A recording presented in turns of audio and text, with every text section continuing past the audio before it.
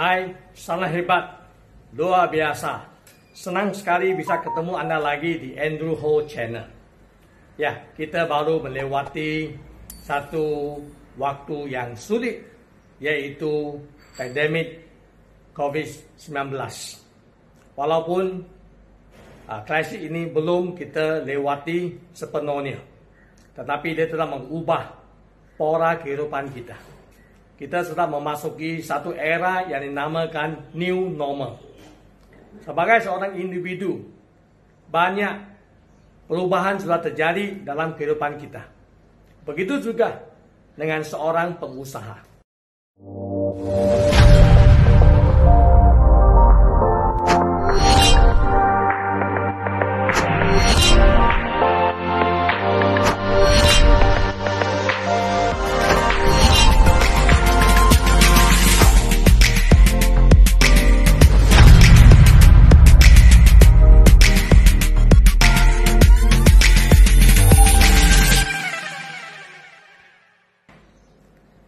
Sekarang kita berada di era new normal. Sebenarnya kalau kita perhatikan adalah pengalilan daripada now normal ke new normal. Ada 3 poin yang penting yang kita bisa perhatikan perubahan di dalam new normal ini. Yang pertama adalah perubahan perilaku konsumen. Selama ini, konsumen lebih sering membeli produk melalui offline. Gara-gara pembatasan sosial, ya, banyak orang tak bisa keluar dari rumah, maka mereka terpaksa untuk memesan produk, makanan dan sebagainya melalui online. Maka itu mulailah merupakan sebuah kebiasaan, ya, dalam belanja sehari-harian. Nah, ini akan merupakan sesuatu kebiasaan yang akan berlanjut untuk selama-lamanya. Dan perubahan inilah beritahu kita kepada para pengusaha bahawa kita harus siap untuk lebih aktif di online. Kalau tidak, kita akan kehilangan banyak konsumen. Karena konsumen sudah mulai biasa dengan belanja pesan barang melalui online. Yang kedua, strategi bisnis yang kita pakai di waktu-waktu yang lalu sudah tidak cocok lagi untuk saat ini, apalagi di era new normal ini. Maka kita harus belajar untuk melepaskan segala pengalaman sukses yang lalu dan belajar untuk lebih inovasi, lebih fleksibel, lebih kreatif untuk menciptakan sesuatu yang baru untuk menarik para konsumen di era new normal ini. Saya tahu ini bukan hal yang mudah. Tapi kalau kita tidak melakukan ini, kita akan ketinggalan zaman dan kita akan di-out daripada bisnis kita. Yang ketiga, kita juga harus mulai berubah jalur distribusi.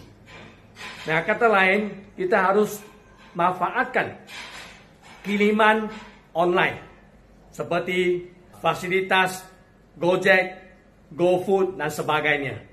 Kita bukan saja mementingkan distribusi offline, kita juga harus memperkuatkan pelayanan online supaya konsumen bisa mendapatkan produk kita, servis kita melalui offline dengan online. Kita perhatikan dari sini bahawa perubahan inilah membuat kita harus menciptakan strategi yang baru untuk menghadapi tantangan yang ada di era new normal ini. Salah satunya adalah mengubah bisnes model kita, yaitu cara berbisnes kita di era new normal ini. Ada 5 poin yang saya ingin membahas bersama Anda.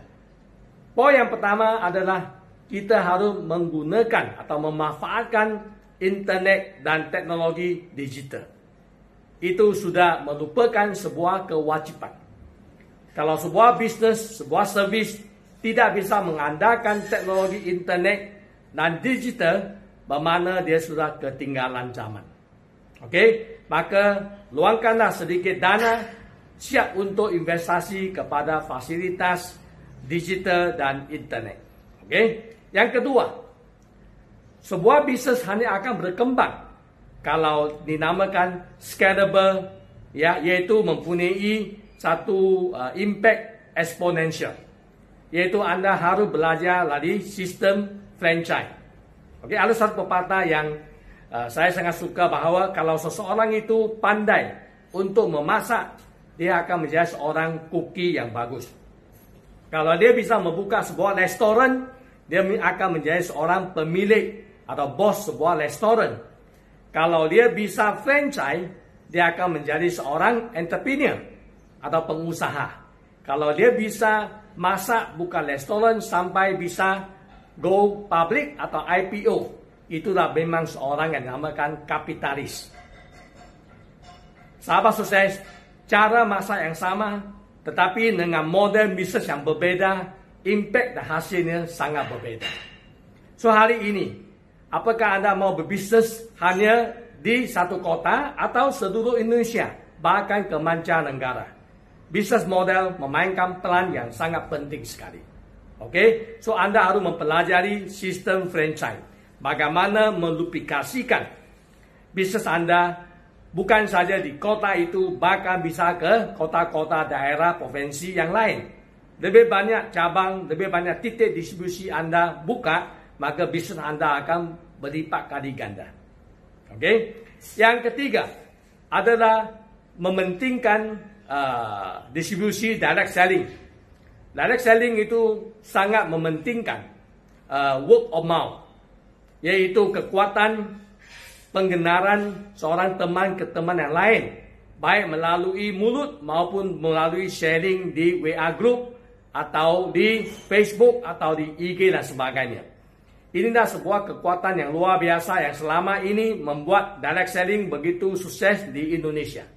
Maka Anda jangan lupa kekuatan ini, yaitu sebuah kekuatan yang bisa membantu Anda mempromosikan produk dan servis Anda dengan biaya yang sangat minim sekali, yaitu menggunakan fasilitas sosial media. Yang keempat, di zaman now ini, khususnya new normal ini, Anda tidak bisa mengandalkan kekuatan seorang saja. Anda harus mengandalkan kekuatan kolaborasi dengan industri yang berbeda atau perusahaan yang berbeda, tetapi bisa bersama-sama meningkatkan nilai tambah dalam pelayanan, produk dan servis yang Anda bagikan kepada konsumen. Dengan cara begini, Anda bisa menghemat kos distribusi, ya, dan juga bisa meningkatkan omset lebih besar. Ya, zaman Superman telah lewat. Sekarang adalah super team. Sesiapa yang bisa bekerja sama dengan lebih banyak orang, maka dia akan mendapat hasil yang luar biasa di zaman era new normal ini. Oke, yang terakhir, Anda harus menggunakan yang sering kita dengar, yaitu leverage, kekuatan daya ungkit. Oke, dengan kata lain, Anda harus memikirkan cara promosi yang berbeda. Contohnya, produk Anda bukan hanya jual one to one, tapi bisa menjual melalui WA group, yang dimana penjualan Anda adalah grup, ya, dimana Anda bisa jual bukan satu saja, tetapi puluhan bahkan ratusan satu kali. So group buying merupakan salah satu strategi yang Anda harus pikirkan, karena dia bisa apa? Dia bisa menghematkan ongkos kiriman Anda dan mendapat keuntungan yang lebih besar. Memang harga spesial harus diberikan, maka kuantitas menentukan profit Anda juga. Kekuatan arisan yang selama ini di Indonesia, Anda harus manfaatkan dengan benar. Karena itu juga satu tempat promosi servis produk yang luar biasa. Oke? Dan juga Anda bisa mengadakan membership fee supaya orang bisa bergabung dengan perusahaan Anda dan mendapat produk dengan harga yang sangat spesial. Sahabat sukses, dunia bisnis terus berubah. Kita harus lebih fleksibel, jeli untuk membaca kesempatan, ancaman dan juga peluang yang ada di saat ini dan antisipasi sesuatu ancaman di masa akan datang. Kalau kita siap berubah strategi kita, saya yakin dan percaya kita pasti akan eksis, bahkan terus bertumbuh di era new normal ini. Semoga apa yang saya sharing kali ini memberikan sedikit pencerahan kepada Anda dan bisa membantu Anda breakthrough dalam bisnis Anda. terus sukses di era new normal ini. Selamat berjuang. Saya selalu berdoa untuk Anda supaya bisnes Anda terus maju jaya.